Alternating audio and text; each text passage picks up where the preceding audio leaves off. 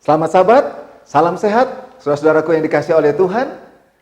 Kita bersama-sama kembali bersama Rumah Sakit Advent Bandung yang mendampingi saudara-saudara ketika kita menghadapi wabah COVID-19 saat ini. Dalam pertemuan yang pertama kita sudah membahas bahwa ketika kita menghadapi virus corona atau COVID-19 ini, Tuhan telah memberikan jalan keluar, yaitu melalui pola hidup sehat kita. Ada 10 hukum kesehatan. Dan pada pertemuan yang kedua saat ini, kita akan mempelajari mulai dari hukum kesehatan yang pertama, yaitu hati yang gembira. Saudaraku yang dikasihi oleh Tuhan, ketika wabah pandemi COVID-19 terjadi outbreak yang sangat luar biasa di dunia ini, bahkan termasuk di Indonesia sudah mengalaminya saat ini. Maka ada begitu banyak teori-teori konspirasi yang menyatakan bahwa hal ini diakibatkan oleh seseorang yang mempunyai kekuasaan tertentu, yang mempunyai uang, oleh suatu negara dengan maksud-maksud dan tujuan tertentu ini dilakukan. Membuat kita yang mendengar dan membaca berita itu menjadi bingung. Kita menjadi tidak pasti apa yang menyebabkan wabah pandemi COVID-19 ini terjadi di seluruh dunia. Bahkan ada juga banyak informasi-informasi salah yang kita dapatkan. Bahwa penyakit ini adalah penyakit yang bersentuhan fisik saja. Itu sudah menularkan kepada kita.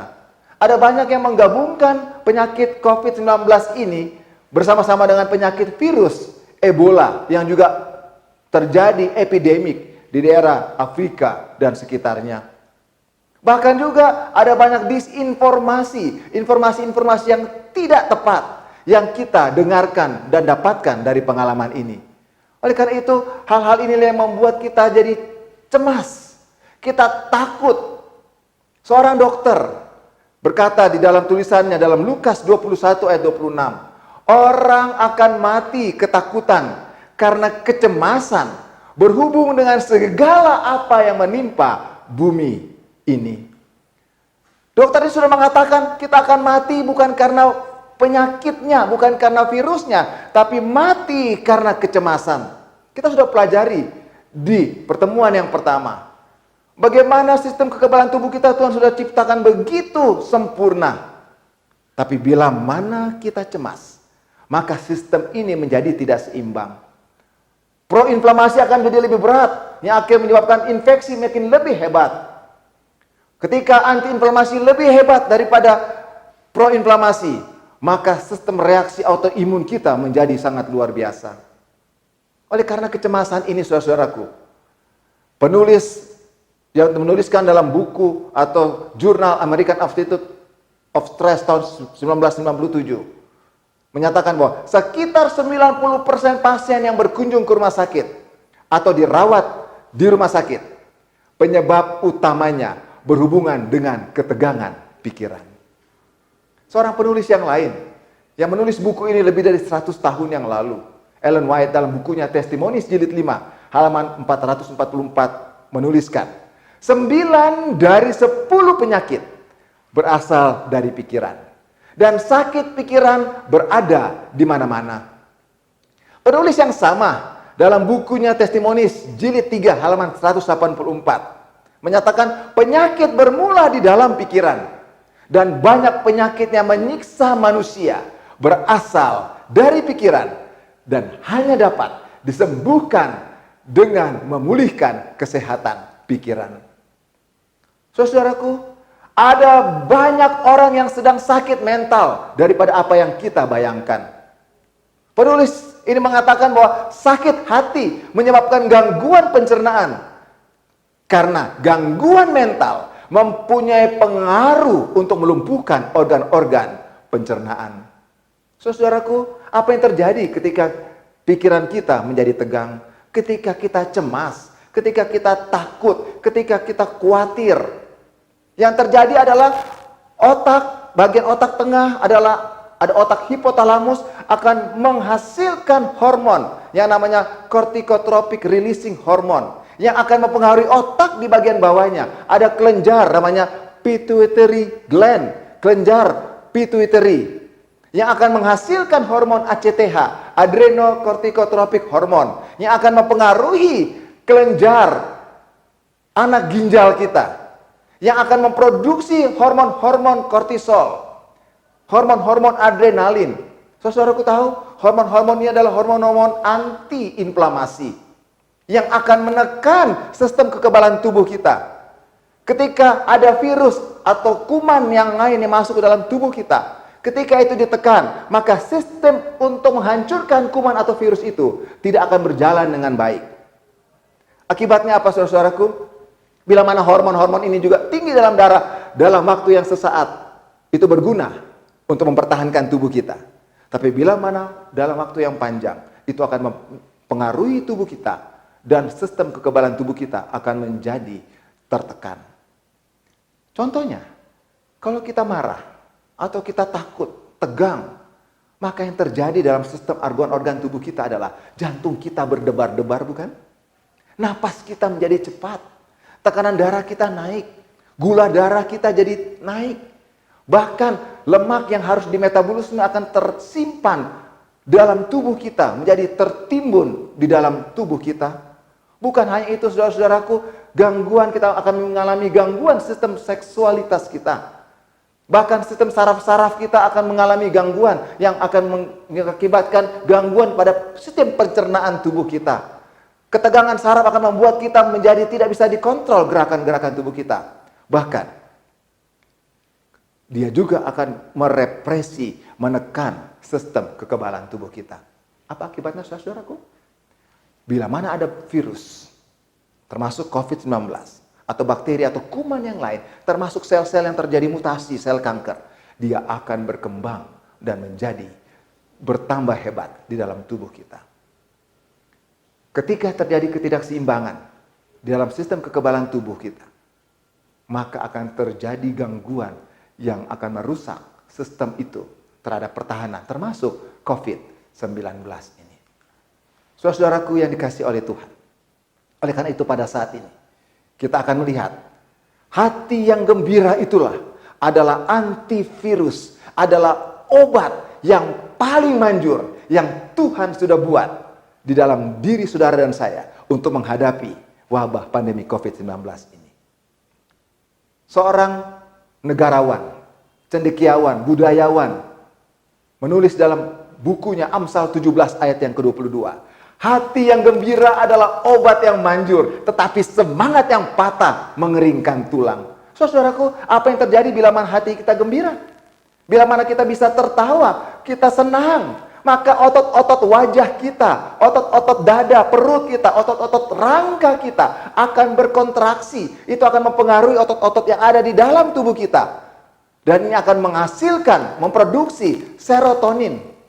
Dan serotonin akan berguna bagi tubuh kita. Membuat mood kita menjadi lebih baik. Dari kita tadi keadaan tegang, cemas, akan menjadi lebih nyaman tubuh kita. Serotonin juga akan digunakan pada malam hari untuk merubahnya menjadi hormon melatonin yang berguna bagi perbaikan sel-sel tubuh kita.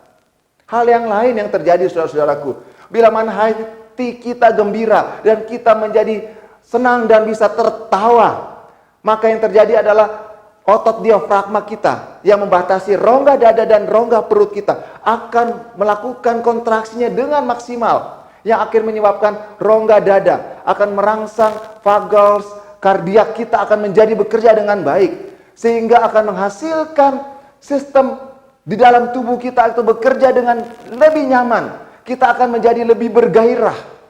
Bahkan bukan cuma itu, ketika terjadi tekanan intratorakal kita akan bekerja sebagai, dia akan mengisap cairan-cairan limf dari seluruh tubuh kita. Cairan limf ini akan membawa sistem kekebalan tubuh kita. Di sana ada limfosit B yang akan menghasilkan antibodi, ada limfosit T, ada natural killer cell yang akan dibagi ke seluruh tubuh kita. Dan bila mana ada musuh seperti virus COVID-19 masuk, langsung akan terjadi proinflamasi, sehingga virus itu tidak sempat untuk berkembang biak dalam tubuh kita. Bukan hanya itu, saudara-saudaraku, ketika organ kelenjar pituitari kita akan menghasilkan hormon yang lain yang disebut dengan opioid natural, endorfin, dan dopamin. Ini akan membuat kita merasa kualitas hidup kita menjadi lebih baik. Kita menjadi lebih tahan sakit. Dan hal ini menolong kita untuk memiliki kualitas dan daya tahan yang lebih baik. Dan yang berikutnya, itu juga akan mengalirkan aliran-aliran rangsangan listrik saraf kita, gelombang-gelombang di dalam saraf kita menjadi lebih baik. Sehingga kita akan berpikir dengan jernih, kita tidak akan cepat lupa, akan mudah mengingat segala perkara yang kita hadapi dalam hidup kita. Seorang penulis yang bernama Norman Cousins menuliskan dalam bukunya Anatomy of an Illness dan Healing Power of Humor. Dia mengatakan bahwa bila mana kita bisa tertawa 10 menit secara lepas, maka nyeri itu akan berkurang. Dan kita boleh memiliki tidur yang sangat nyenyak dalam waktu 2 jam. Kalau kita bisa tertawa 10 menit. Kalau lebih banyak lagi, akan bisa tidur lebih lama lagi. Akan merasa lebih nyaman lagi. Sehingga kualitas hidup kita akan menjadi baik.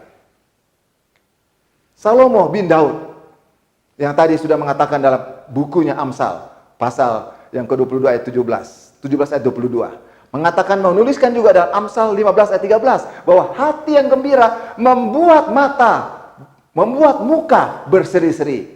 Tetapi kepedihan hati mematahkan semangat. Kondisi-kondisi apa saja, saudara-saudaraku, yang menyebabkan ketegangan pikiran, yang menyebabkan hati yang pedih itu? Ada beberapa faktor yang saya boleh sampaikan kepada saudara-saudara. Kemarahan, kebencian, dendam, sombong, iri hati, cemburu, mementingkan diri, rasa takut, khawatir, cemas, tidak mau mengampuni, rasa rendah diri atau rasa malu yang berlebihan, rasa kesepian dan rasa ditinggalkan, rasa pahit dan mendapat tekanan batin, rasa bersalah, rasa tidak puas dan kecewa, serta sering mengeluh dan bersungut-sungut. Hal inilah kepedihan hati yang bisa merusak tulang kita. Oleh karena itu, Salomo bin Daud mengatakan dalam Amsal 14 ayat 30, hati yang tenang menyegarkan tubuh, tetapi iri hati membusukkan tulang. Saat ini, saudara-saudaraku, saya akan membagikan 3 tips bagaimana solusi memiliki hati yang gembira.